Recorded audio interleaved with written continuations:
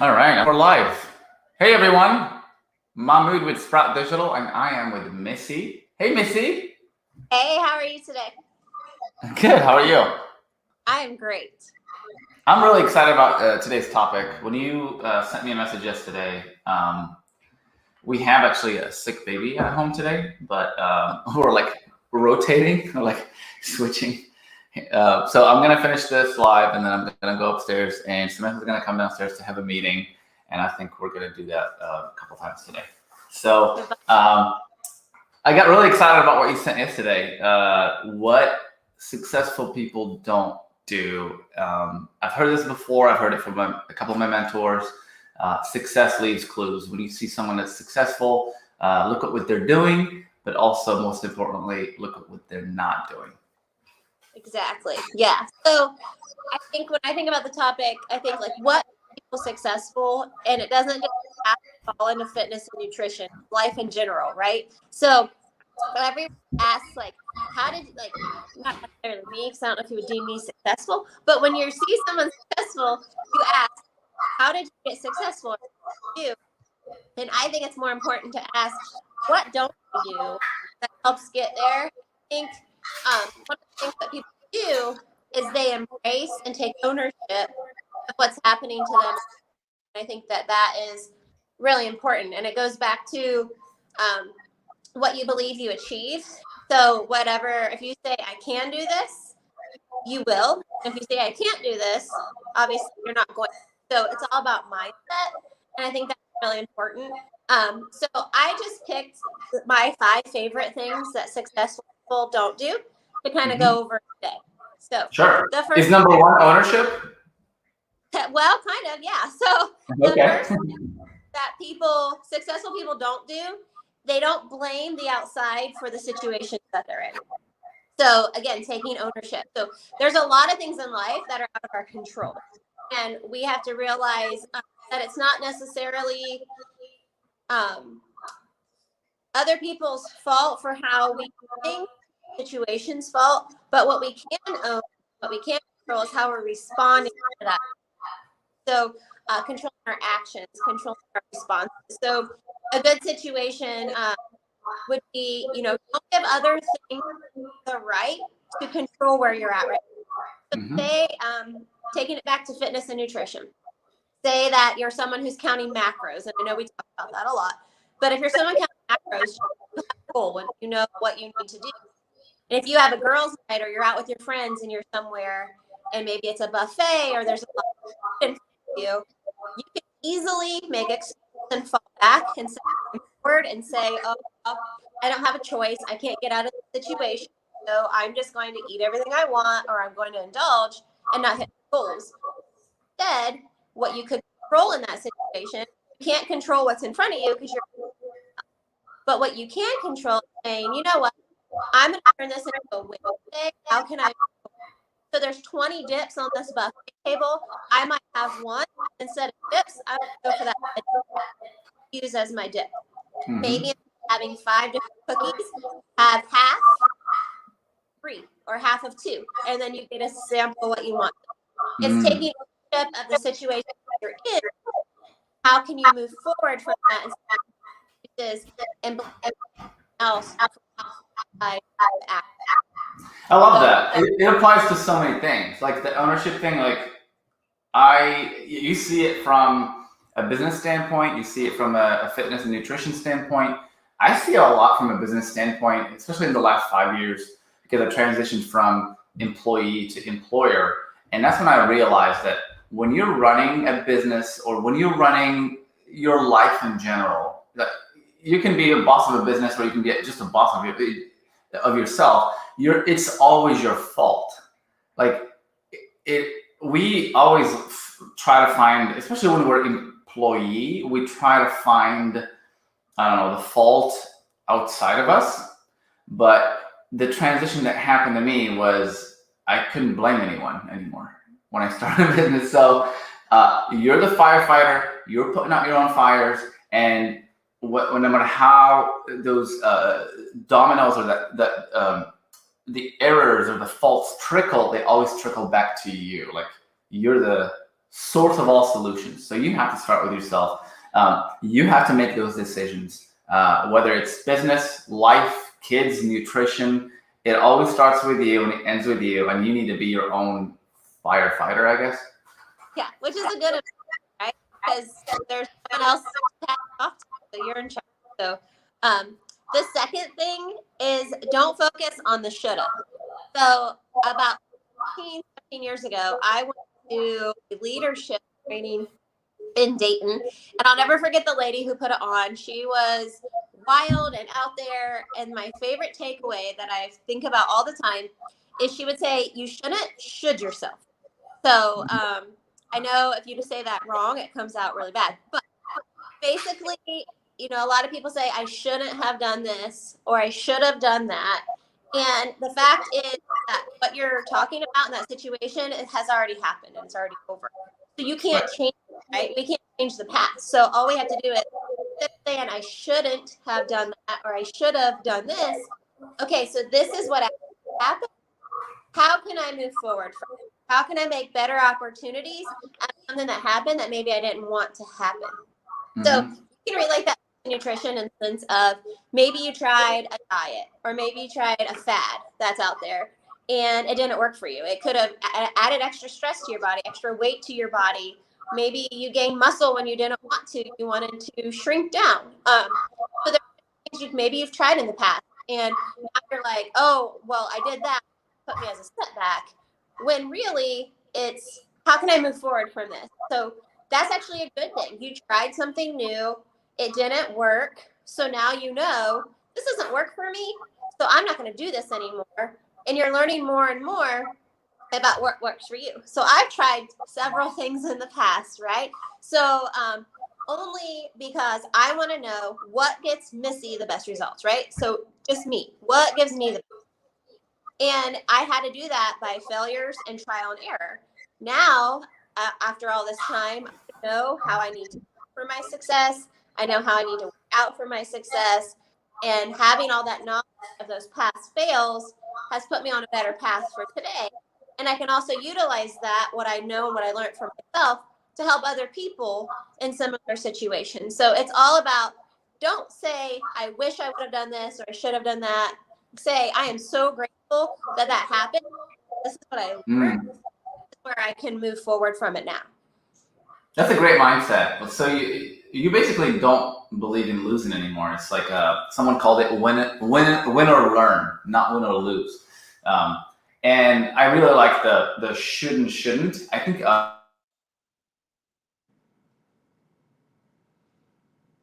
think I lost you.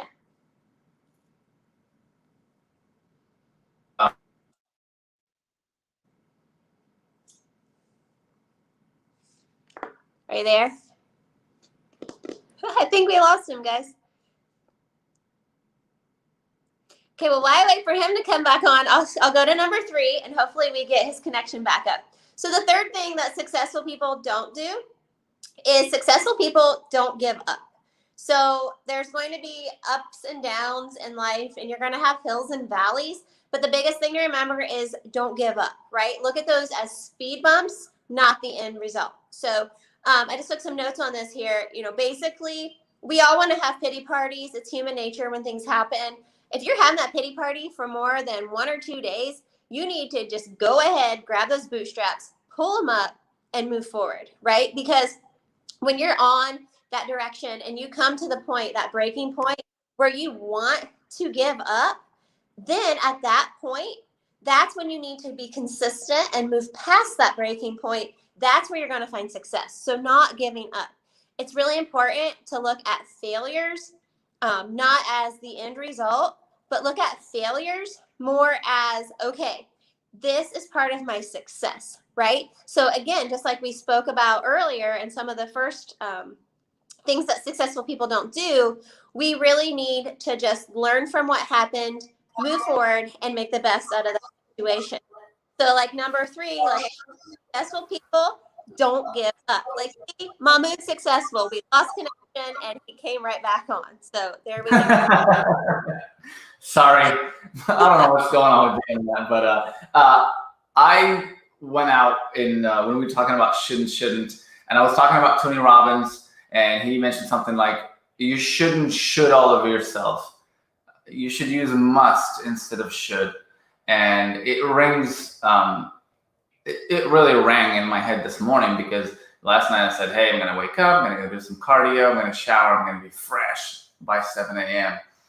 And I slept because I didn't put the must in my head. I just said, hey, I should do it in the morning. And then I snoozed, and then I woke up at 7. I didn't wake up at 5:30. So I didn't, I should all over myself. I should have used must and make myself do it. Absolutely.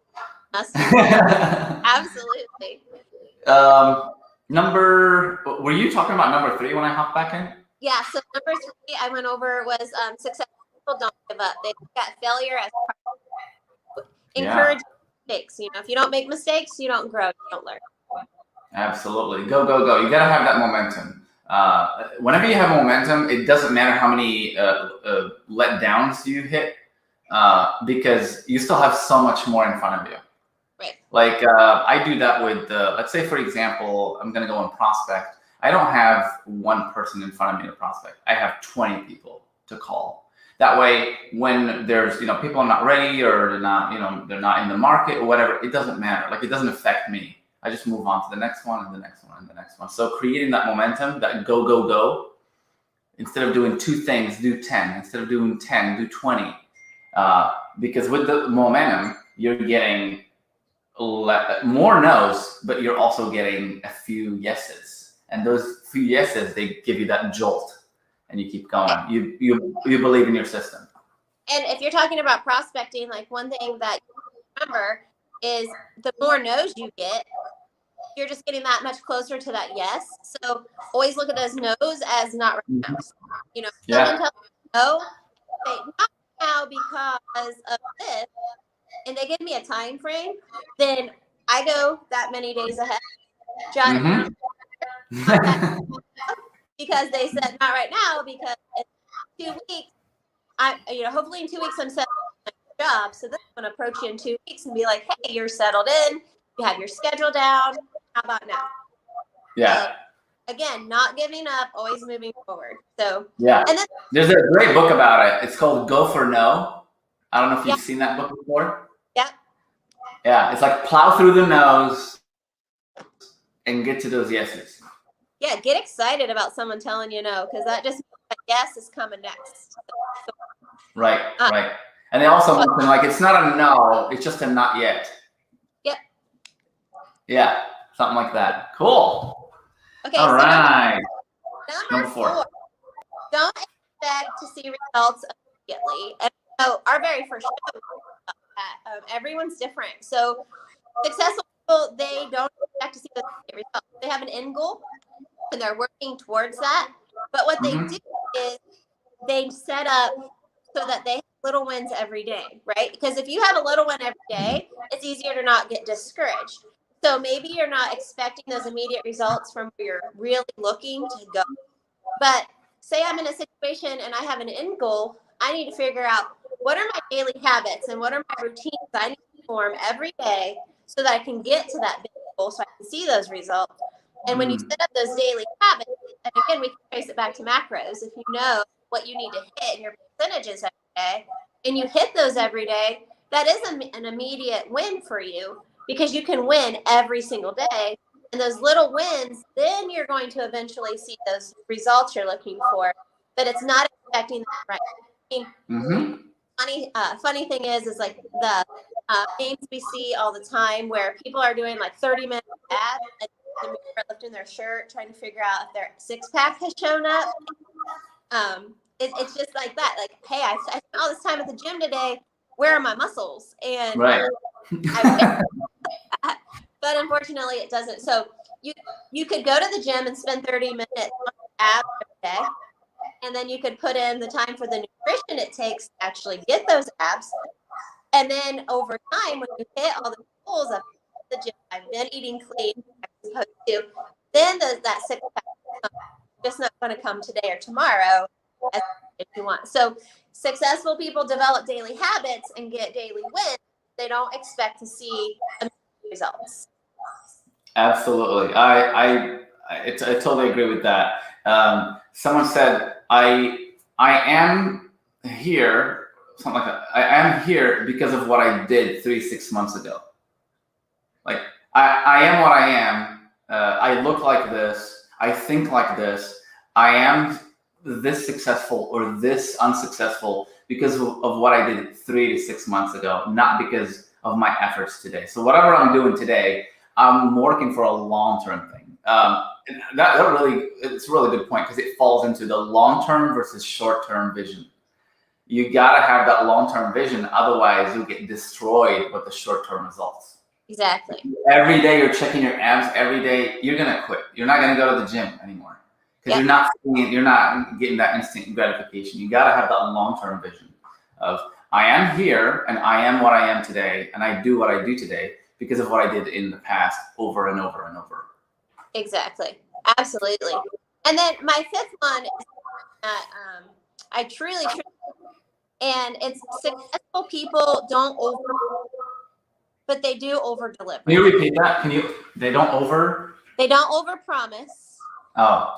But they over deliver.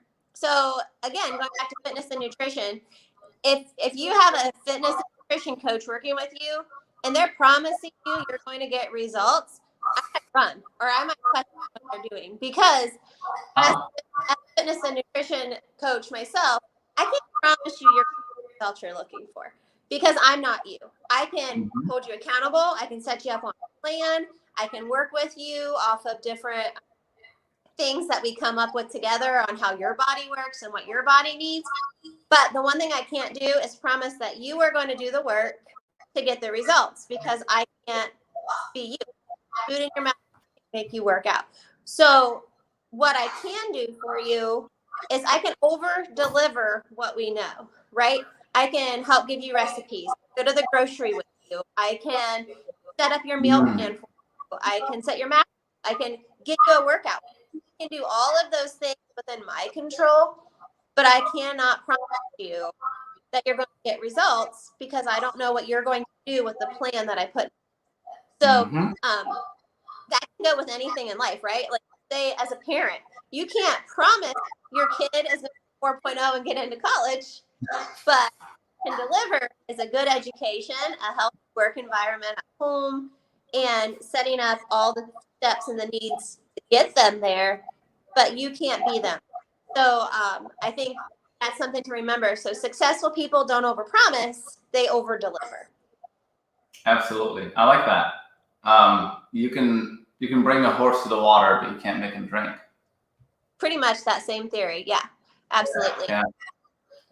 And it especially for fitness, like, because fitness is something that comes from within. Like, you can get all the motivation, you can have all the motivation, but if there's no drive from within, like, nothing's going to happen. So that's a great point. Awesome. Okay. Cool. So just to reiterate, so 5 things successful people don't do. The first one is they don't blame things outside of their control. Ownership. Taking ownership, yes. Number 2, don't focus on the shoulda. So, like you said, instead of saying I should do this, I must do this. That's a good one. Don't shit all over yourself. Number 3, don't give up. So, expect failures. I actually look for mistakes. I get excited when I make a mistake because now I know what not to do. So, not win or lose. It's win or learn and go. Create that momentum. Just move forward. Number 4, they do not expect immediate results, but instead develop daily habits to get results. And number 5, do not overpromise. And if over-deliver instead. I mean, if you overpromise, it just makes you look bad too, right? Because you just can't deliver. Overpromise, you want to over-deliver instead. Yeah, exactly. Cool. Awesome. Well, this is really good. Guys, if you have any more you want to add, please drop them in the comments. We'd love to hear your input on this one. Anything else, Missy, before we wrap this one up? No, I don't think so. The only thing I can say is out of all of them, I just encourage everyone to go with yourself. And, especially when it comes to eating, I have a friend who's really good at being at the dinner table and going for more dessert or going for more portions, and she'll say to herself while she's doing it, I shouldn't do this. And saying that to yourself, there's a good chance you probably shouldn't. So just always remember, evaluate the situation. No matter what happens, don't get mad, don't get discouraged. Just keep on moving forward. You heard it, guys. I'm Mahmoud with Sprout. And I'm Missy with BMF Fitness. Thank you, guys. Have a great day. Bye.